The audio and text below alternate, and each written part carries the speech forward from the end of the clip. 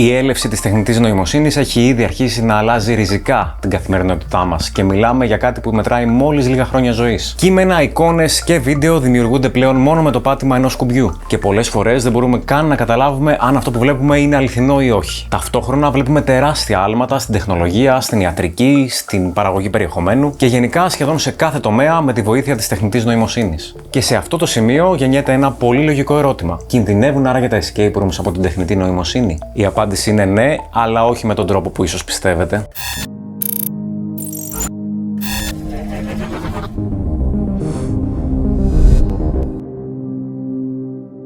Το μέλλον φαντάζει ταυτόχρονα εντυπωσιακό και λίγο τρομακτικό. Και αυτό δεν είναι υπερβολή. Ήδη έχουμε αρχίσει να βλέπουμε τις επιπτώσεις της AI σε πολλά επαγγέλματα. Γραφίστες, μεταφραστές, προγραμματιστές, άνθρωποι που μέχρι πριν λίγα χρόνια θεωρούσαν ότι το αντικείμενό τους είναι σχετικά ασφαλές, τώρα βλέπουν κομμάτια της δουλειάς τους να αυτοματοποιούνται. Όχι πλήρως, τουλάχιστον όχι ακόμα, αλλά σίγουρα σε βαθμό που δημιουργεί μια ανασφάλεια. Και δεν σας κρύβω ότι και εγώ, ως videographer και editor, παρακολουθώ πολύ στενά τις εξελίξεις. Ήδη υπάρχουν αντιδράσεις για τη χρήση της AI στον κινηματογράφο και στα video games.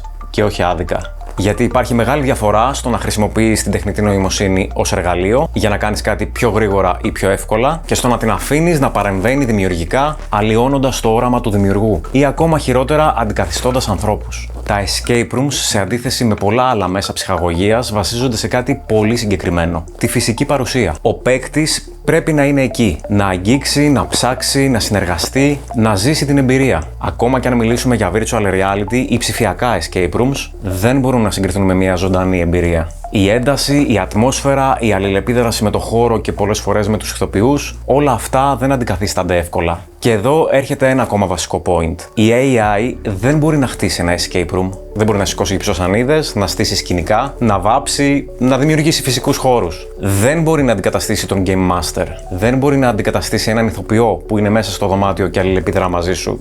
Τουλάχιστον όχι στο προβλέψιμο μέλλον. Το όραμα, η καλλιτεχνική διάσταση, το συναίσθημα, όλα αυτά που γεννάει το μυαλό ενός δημιουργού, είτε μιλάμε για καλλιτέχνη, είτε για έναν game designer, είτε για κάποιον που φτιάχνει escape rooms, η αλήθεια είναι ότι το AI ακόμα δεν μπορεί να τα φτάσει.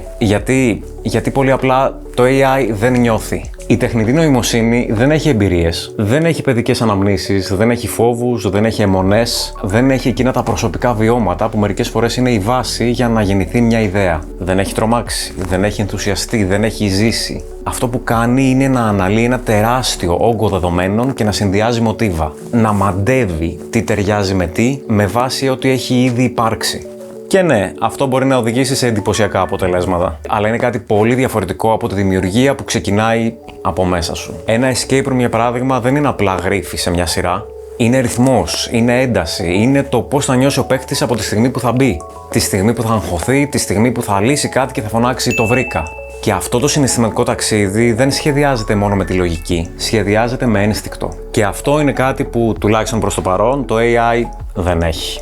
Μπορεί να μιμηθεί, μπορεί να πλησιάσει, αλλά δεν μπορεί να ξεκινήσει από το ίδιο σημείο. Και αυτή είναι μια πολύ σημαντική διαφορά. Οπότε, αν το δούμε λίγο απλοϊκά, θα λέγαμε ότι ο κλάδος της ψυχαγωγίας και ειδικά τα escape rooms δεν κινδυνεύει άμεσα από την τεχνητή νοημοσύνη στο επίπεδο του θα μας πάρει τη δουλειά. Με ίσως μια εξαίρεση στον κινηματογράφο που ήδη δέχεται πολύ μεγαλύτερη πίεση. Ο κόσμος πάντα θα θέλει να βγαίνει έξω, να πάει για καφέ, για ποτό, να πάει στο θέατρο, να ζήσει μια εμπειρία. Ή ακόμα και να μαζευτεί σε ένα σπίτι για να παίξει ένα επιτραπέζιο.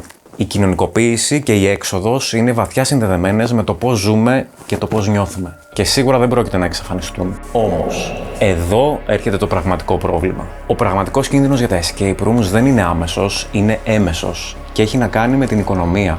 Γιατί μέσα στην επόμενη δεκαετία είναι πολύ πιθανό να δούμε τεράστιες αλλαγές στην αγορά εργασίας. Πολλοί άνθρωποι ενδέχεται να χάσουν τη δουλειά τους ή να δουν τα εισοδήματά τους να μειώνονται. Βρισκόμαστε κοντά σε μια πιθανή κοινωνική και εργασιακή κρίση, της οποίας το μέγεθος ακόμα δεν έχουμε καταλάβει πλήρως. Και όταν υπάρχει ανεργία, υπάρχει και μείωση στην κατανάλωση. Ο κόσμος αρχίζει να κόβει πρώτα τα μη απαραίτητα. Σινεμά, θέατρο, διασκέδαση και escape rooms. Και εδώ τα πράγματα γίνονται ακόμα πιο ενδιαφέροντα και λίγο πιο επικίνδυνα. Γιατί τα τελευταία χρόνια βλέπουμε τις τιμές στα escape rooms να ανεβαίνουν. Δεν θα μπούμε τώρα στο αν αυτές οι αυξήσεις είναι δικαιολογημένες ή όχι, αλλά είναι γεγονός ότι πλέον ο κόσμος το σκέφτεται περισσότερο πριν κλείσει ένα παιχνίδι. Αν λοιπόν συνδυάσεις λιγότερο διαθέσιμο εισόδημα με αυξημένες τιμές, τότε έχεις ένα πρόβλημα. Και αν αυτό το πρόβλημα μεγαλώσει, το πιο πιθανό σενάριο είναι ότι πολλές εταιρείες θα δυσκολευτούν να επιβιώσουν. Κάποιες θα κλείσουν. Οι μεγαλύτερες εταιρείες που έχουν ήδη δυνατό όνομα και σταθερή ροή παικτών, πιθανότατα θα αντέξουν, αλλά και αυτές θα δουν διαφορά. Και τότε θα βρεθούν μπροστά σε ένα πολύ δύσκολο δίλημμα. Ή θα ρίξουν τις τιμές για να κρατήσουν τον κόσμο, ή θα τις κρατήσουν ψηλά, ρισκάροντας να περιορίσουν το κοινό τους. Και κάπως έτσι υπάρχει το ενδεχόμενο το escaping να αρχίζει να μετατρέπεται σιγά σιγά σε ένα πιο premium hobby. Ακόμα περισσότερο από ό,τι είναι ήδη. Τα escape rooms έχουν ήδη επιβιώσει μια μεγάλη κρίση αυτή της πανδημίας. Και παρόλο που πολλές εταιρείες δεν τα κατάφεραν, ο χώρος συνολικά επέζησε.